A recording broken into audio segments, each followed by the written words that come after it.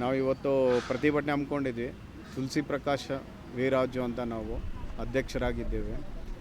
ನಮ್ಮ ಬೇಡಿಕೆಗಳನ್ನ ಅಧ್ಯಕ್ಷರು ಯಾರು ಚೇರ್ಮನ್ನು ಸಂಪತ್ರಾಜ್ ಅವರು ಬಂದು ನಮ್ಮ ಮನವಿಗಳನ್ನ ಸ್ವೀಕರಿಸಿ ನಮ್ಮ ಬೇಡಿಕೆಗಳನ್ನ ಈಡೇರಿಸ್ಬೇಕಂತೇಳಿ ಪ್ರತಿಭಟನೆ ಹಮ್ಮಿಕೊಂಡಿದ್ದೀವಿ.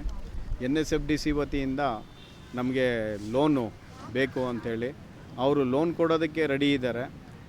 ಸರ್ಕಾರದಿಂದ ಖಾತ್ರಿ ಕೊಡಬೇಕು. ಸರ್ಕಾರದಿಂದ ಖಾತ್ರಿ ಕೊಟ್ಟಾಗ ಅವರು ಲೋನ್ ಕೊಡೋದಕ್ಕೆ ಅವರು ರೆಡಿ ಇದ್ದಾರೆ.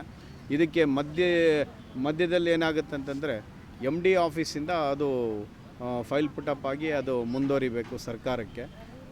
MD ಆಫೀಸಲ್ಲಿ ಒಂದೇ ತಿಂಗಳಲ್ಲಿ ಫೈಲೆಲ್ಲ ಇವರು ಅರ್ಜಿದಾರದೆಲ್ಲನೂ ಆಯಾ ಜಿಲ್ಲೆಗಳಿಗೆ ಕಳಿಸ್ಕೊಟ್ಟಿದ್ದಾರೆ.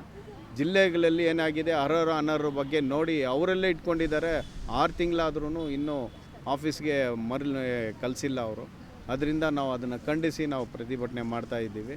ಆದಷ್ಟು ಬೇಗ ಅದನ್ನೆಲ್ಲ ತರಿಸ್ಕೊಂಡು ಕೂಡಲೇ ಅದನ್ನು ಸರ್ಕಾರಕ್ಕೆ ಕಳಿಸ್ಕೊಡ್ಬೇಕು ಅಂತ.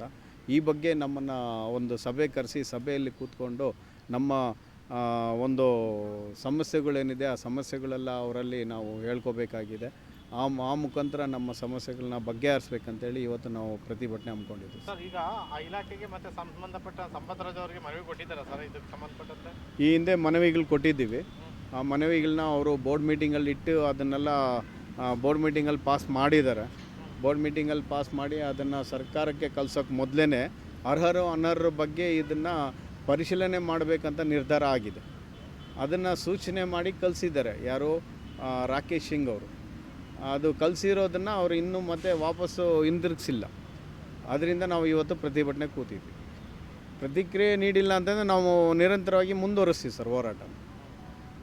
ಈಗ ನಿಮಗೆ ಅನ್ಯಾಯ ಆಯ್ತಿರೋದು ಅಂಬೇಡ್ಕರ್ ನಿಗಮದಿಂದ ಪರಿಶೀಲನೆ ಮಾಡಬೇಕು ಅಂತ ಸರ್? ಅಂಬೇಡ್ಕರ್ ನಿಗಮದಲ್ಲೇ ನಮಗೆ ನಿರಂತರವಾಗಿ ಅನ್ಯಾಯ ಆಗ್ತಾ ಇದೆ. ನಿರ್ದೇಶಕರ ಮಂಡಳಿಯಲ್ಲಿನೂ ಸಮೇತ ಬೋರ್ಡ್ ಮೀಟಿಂಗಲ್ಲಿ ನಮ್ಗೆ ಅಲ್ಲಿ ಪೂರ್ತಿನೇ ನಿರಂತರ ಅನ್ಯಾಯ ಆಗ್ತಾನೇ ಇದೆ ಸರ್. ಅದನ್ನು ನಾವು ಖಂಡಿಸ್ತಾ ಇದ್ದೀವಿ. ಸಂಪತ್ರಾಜ್ ಅವರು ದಲಿತರ ಪರವಾಗಿ ಇದ್ದಾರೆ. ಅಲ್ಲಿ ಬೋರ್ಡ್ ಮೀಟಿಂಗಲ್ಲಿ ಇರ್ತಕ್ಕಂಥ ಅಧಿಕಾರಿಗಳು ದಲಿತರಿಗೆ ವಿರುದ್ಧವಾಗಿದ್ದಾರೆ. ಅದನ್ನು ನಾವು ಖಂಡಿಸ್ತಾ ಇದ್ದೀವಿ. ಓಕೆ.